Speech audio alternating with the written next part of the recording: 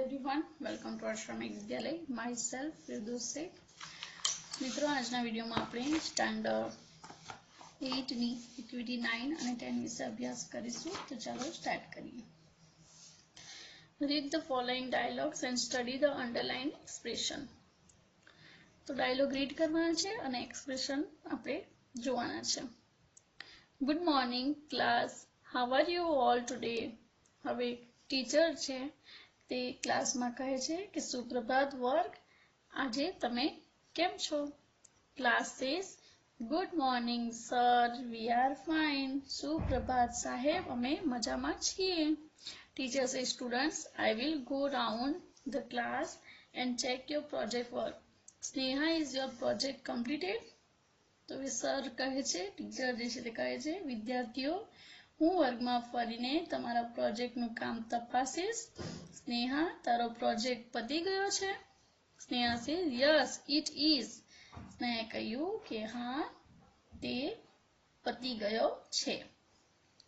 Teacher says very good, ખૂબ સરસ. Ashish, isn't your project work ready? તારા પ્રોજેક્ટનું કામ તૈયાર નથી? ઇઝન્ટ એટલે કે નકારાત્મક, તૈયાર નથી. આશિષ સેઝ સોરી સર, માફ કરજો sir, I was absent yesterday. હું ગઈકાલે ગેરહાજર હતો. But I will do it during the recess time. પરંતુ હું તે રિસેસ ટાઈમ પણ હું રિસેસમાં તે કરીશ. Teacher says that's good and you Dishant? ટીચરે શું કહ્યું? ધેટ્સ ગુડ એટલે કે સરસ. And you Dishant? અને તું Dishant? Teacher says Dishant says here it is sir. આ રહ્યું સાહેબ. Teacher says well done. શાબાશ. વેલ ડન એટલે કે શાબાશ. Boy, let me see your project. શિક્ષકે કહ્યું, છોકરા, મને તારા પ્રોજેક્ટનું કામ જોવા દે. Dishant, teacher says Dishant, you collected nice photographs and very interesting details. Dishant, તે સરસ અને ખૂબ જ રસપ્રદ વિગતો એકઠો કરી છે અને સરસ નાઇસ ફોટાઓ તે વિગતો એકઠી કરી છે અને ફોટાઓ પણ એકઠા કર્યા છે. સુપર્બ એટલે કે ઉત્તમ. ડિયર એટલે વાલા. Abhijit says sir, actually Disha help me in this project work. હવે અભિજીતે કહ્યું કે અભિજીત નહીં, અહીં આવશે દિશાંત. ઓકે, દિશાંતે કહ્યું, સર એકચ્યુઅલી સર,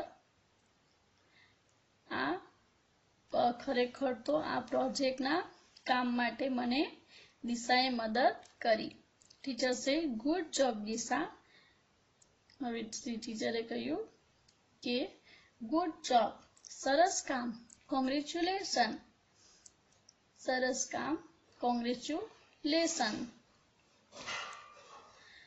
તમારા to all for your good project work.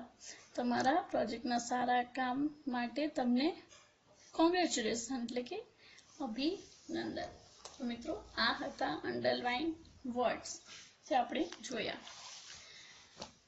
હવે ત્યારબાદ આપણે એક્ટિવિટી 10 કરીશું. Work in pairs. Read the following sentences. They narrate different situation. The proper expression are given in the box. Select the proper expression and place it in the given space. તો આપેલા word આપણે choose કરવાના છે અને જ્યાં તે proper fix થતા હોય ત્યાં આપણે એને લખીશું. તો સ્ટાર્ટ કરીએ.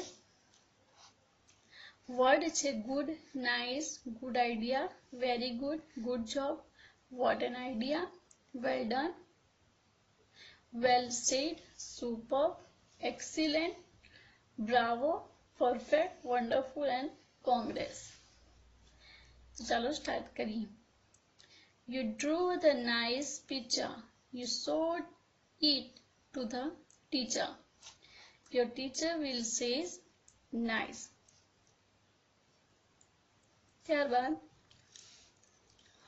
તો બ્લેન્કની અંદર આવશે nice. તો ટીચર તમને શું કહેશે? નાઇસ કહેશે. તમે ખૂબ જ સરસ પિક્ચર ડ્રો કર્યો હોય અને તે તમને તમારા ટીચરને બતાવ્યું તો તમારા ટીચર તમને શું કહેશે? નાઇસ. ત્યારબાદ you help a stranger by showing him a way to the bus station. Knowing this, your father will say very good. તો તમારા ફાધર શું કહેશે? very good. You stood first in a class. Your class teacher will say congrats. હવે તમે ક્લાસમાં પ્રથમ આવો ત્યારે તમારા ટીચર તમને શું કહેશે? તો congrats. You help the police to catch the thief. The police officer will say bravo. હવે તમે પોલીસને ચોર પકડવામાં જ્યારે મદદ કરી હોય તો તમને પોલીસ ઓફિસર જે છે તે શું કહેશે? Bravo. You return someone's lost money to your teacher. હવે કોઈના ખોવાયેલા પૈસા જો તમે તમારી ટીચરને આપ્યા હોય તો your teacher will say, તો તમારા ટીચર કહેશે good. Your team won the state level football championship. હવે તમારી ટીમ ફૂટબોલ ટીમ જે છે તે ફૂટબોલમાં સ્ટેટ લેવલ પર જો જીતી હોય તો તમારું પ્રિન્સિપલ શું કહેશે? excellent. Next, you are on a tour with friend and you see an amazing natural scene. Then you will say wonderful. You paid your poor friend's fees. Knowing this, your mother will say good job. You solve one of the most difficult puzzles. કોઈ એક ખૂબ જ difficult puzzle તમે solve કરી હોય તો your maths teacher will say perfect. After first term's poor performance, you improve your performance in the second term. Your parents will say well done. મિત્રો આ રીતે આપણે બોક્સની અંદરથી વર્ડ્સ લઈને